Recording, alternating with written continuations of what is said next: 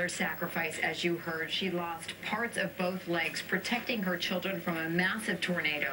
NBC's Tom Costello is at the University of Louisville Hospital in Kentucky, where she is recovering. Good morning to you, Tom. Natalie, good morning. Stephanie Decker is in fair condition. She has 7 broken ribs. She lost one leg at the knee, another one at the ankle. She was at home with 8-year-old Dominic and 5-year-old Reese when this storm, with 175-mile-per-hour winds, started tearing their home to shreds.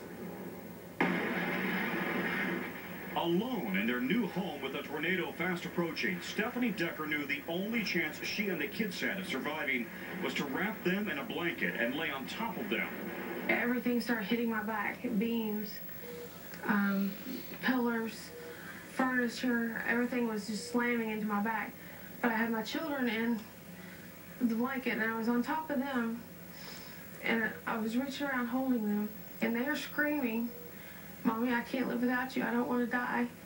Please don't let me die." And I said, "You're not going to die. We're going to make it." When the storm cleared, their home was gone, wiped from the foundation, with Stephanie and the kids buried in the rubble. I looked at my leg and realized either it was cut off or it was barely attached. I took my phone and I made a video to my husband, telling him I love him. That's when 8-year-old Dominic climbed out of the rubble and ran for help. A neighbor, Sheriff's Deputy Brian Lovins, came running with friends to find Stephanie bleeding heavily. She's like, I'm dying. I'm like, yeah, I ain't gonna let you die. Realizing her leg was severed, Brian grabbed a belt to use as a tourniquet. It saved her life.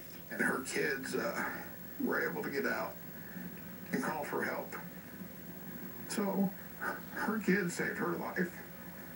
I prayed to have the strength to survive. I wanted these kids to have a mom, and that I did not want them to grow up without me. Well, they're not going to grow up without her. She is alive, and she's in fair condition. And both kids survived without injury, amazingly. But they will now know for the rest of their lives how much their mother loved them and loves them, and the sacrifice she was willing to make. Natalie, back to you. So true, and thank